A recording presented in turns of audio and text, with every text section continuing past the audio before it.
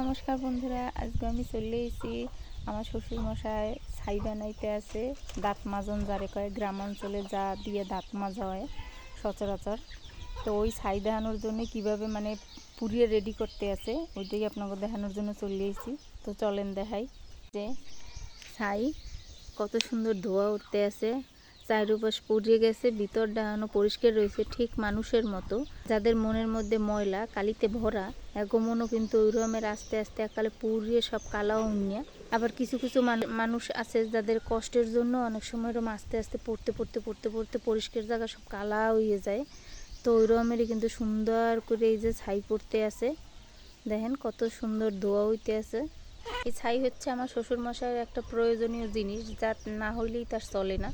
এই জন্য ছাই পুড়েই গেছে, এই জন্য আবার নিজে তৈরি করতে আছে ছাই, যা দিয়ে তিনি সকালবেলা প্রতিদিন দাঁত মাজে।